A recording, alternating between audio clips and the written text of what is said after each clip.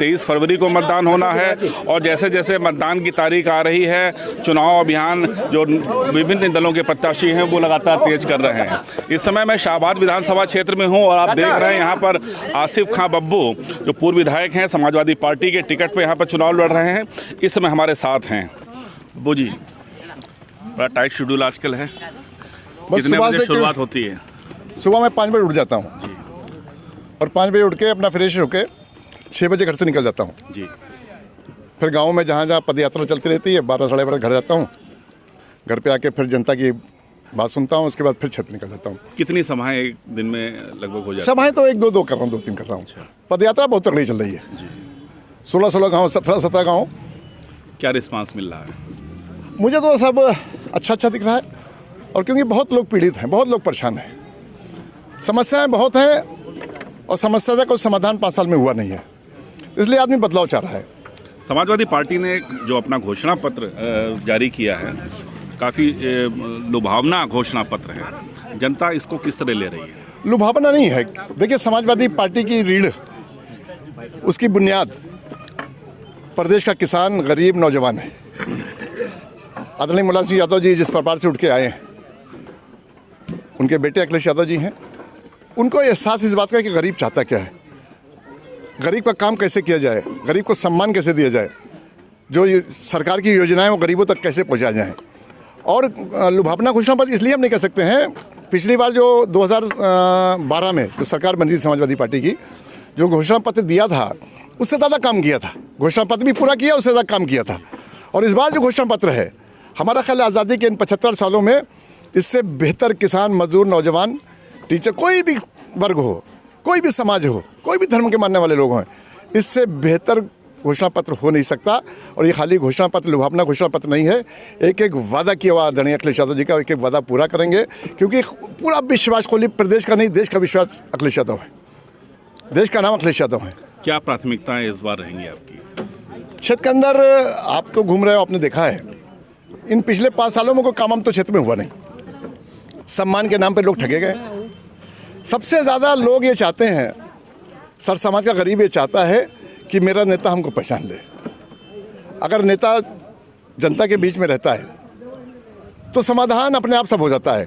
खाली नेता अच्छे से बात कर ले लोगों से तो 90% समस्या अपने आप खत्म हो जाए, 10% काम बचता है। बाकी विकास का काम, विकास के रूप में मेरी पहचान है। हम MLA थे तो जिस क्षेत्र से थे, कोई आज आप चले जाइए, आज 10 साल हो गए मुझको वहाँ से क्षेत्र छोड़े हुए, आप जाएंगे तो इज्जत से वो लोग नाम लेंगे मेरा। लोग कहते हैं कि आसिफ खां बब्बू मुस्लिम के नेता हैं, लेकिन मैं यहाँ देख रहा हूँ कि यहाँ पर तो हर समुदाय के लोग आए हुए हैं। क्या जादू किया आपने? जादू नहीं है, ये सर समाज की सेवा है।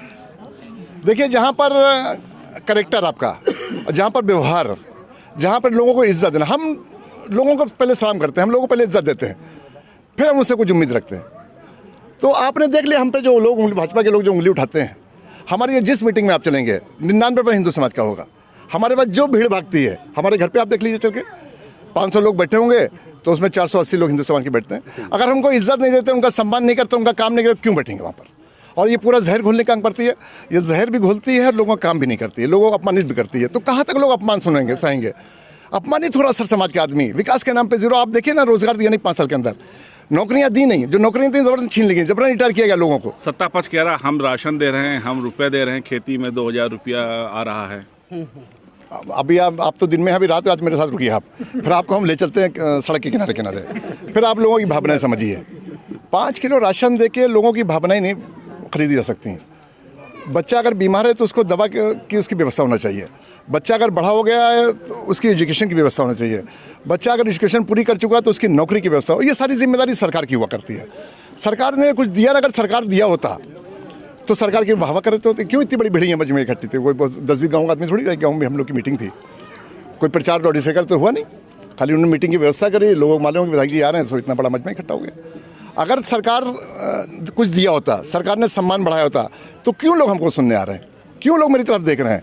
लोगों को मालूम कि सरकार जो आने वाली सरकार है, जो फ्यूचर है वो बेहतर होने जा रहा है। और कल आपने देख लिया जो जिस तरह से वोटिंग हुई है, बहुत ही 6 महीने से हिंदू मुसलमान कर रहे थे, बहुत तोड़ने की कोशिश कर रहे थे, मगर अब नौजवान इस प्रदेश का जाग गया। वो कहता है मुझको रोजगार चाहिए, हमको हिंदू मुसलमान नहीं चाहिए। मंदिर मस्जिद का हम अपना मामला है, हम उसके चक्कर में नहीं पड़ना चाहते। हमको रोज़गार दे दो, रोज़गार ये दे नहीं पा रहे हैं। धंधे लोग ख़त्म हो गए हैं, बिजनेस लोग ख़त्म हो गई है। बड़ा आदमी बड़ा बन गया, गरीब का पता है, गरीबी ख़त्म है, गरीबी मारे डाल रहे हैं। कोरोना के अंदर कितना लोग मर गए। अगर दवा का इंतजाम होता है, ऑक्सीजन का इंतजाम होता, अस्पताल का इंतजाम, तो लोग मरे नहीं होते।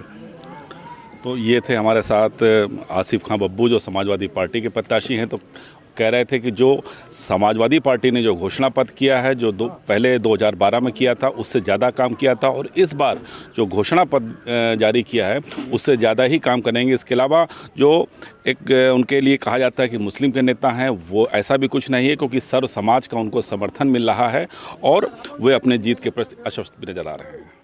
हरदोई से सुधांशु मिश्र।